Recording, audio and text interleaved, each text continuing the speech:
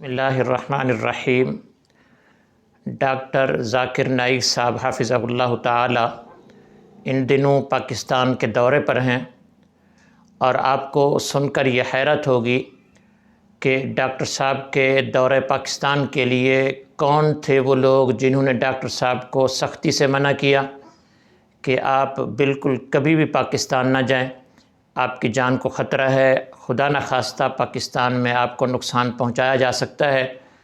یہاں تک کہ ڈاکٹر صاحب کے بیٹے نے بھی ڈاکٹر صاحب سے یہی ریکویسٹ کی کہ بابا آپ پاکستان نہ جائیں، وہاں پر آپ کی شہادت کے بہت زیادہ چانس ہیں۔ آج کی ہم اس ویڈیو میں اسی بات کو ڈسکس کریں گے کہ ڈاکٹر صاحب کا پاکستان آنا اور کن کن لوگوں نے آپ کو پاکستان آنے سے منع کیا، اور اس کی ریزن اور وجہ کیا تھی، اور ڈاکٹر صاحب اس کے باوجود بھی پاکستان کیوں کر آ گئے، اور یہاں پاکستان میں آ کر ڈاکٹر صاحب نے اہلیان پاکستان کو کس طرح پایا۔ تو ناظرین کرام، ڈاکٹر ذاکر نائک صاحب ایک بہت بڑے مذہبی اسکالر ہیں، اور آپ کا پوری دنیا میں بہت بڑا نام ہے۔ لاکھوں لوگوں نے ڈاکٹر صاحب کے ہاتھ پر کلمہ پڑھا، اور یہ اعزاز بھی ڈاکٹر صاحب کو حاصل ہے کہ آپ کی گفت و شنید، آپ کے بیانات، آپ کے درس، آپ کے لیکچر یہ تعصب سے پاک انسانیت کے درد کے اوپر مبنی ہوتے ہیں۔ ڈاکٹر صاحب کی خواہش ہوتی ہے کہ ہر ایک بندہ اسلام کی چھتری تلے آ جائے تاکہ وہ قیامت کے دن جہنم کی دہتی ہوئی آگ سے بچ جائے۔ لیکن جب ڈاکٹر صاحب نے پاکستان آنے کا پروگرام بنایا تو پاکستان آنے میں سب سے پہلے جو لوگ رکاوٹ بنے وہ ڈاکٹر صاحب کے اپنے رفقا، ڈاکٹر صاحب کے عزیز اور ڈاکٹر صاحب کے قریبی تعلق دار،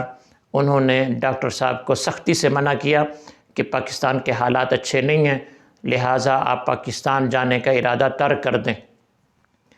اور ڈاکٹر صاحب کہتے ہیں کہ یہاں تک کہ میرے بیٹے نے بھی مجھے یہی ریکویسٹ کی کہ آپ پاکستان نہ جائیں،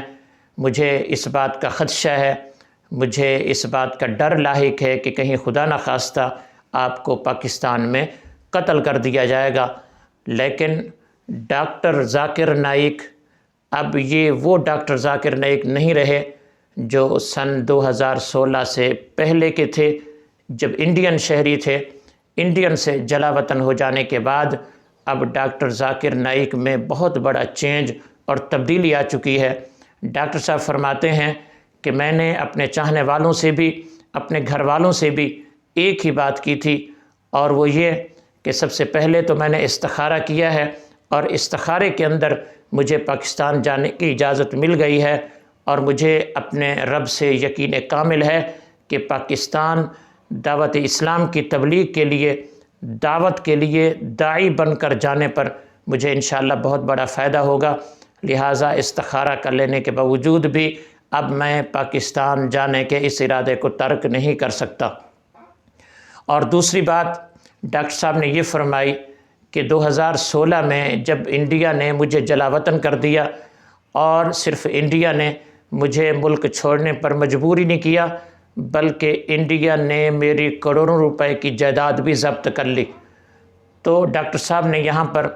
سورہ توبہ کی 111 نمبر آیت کا حوالہ دیا،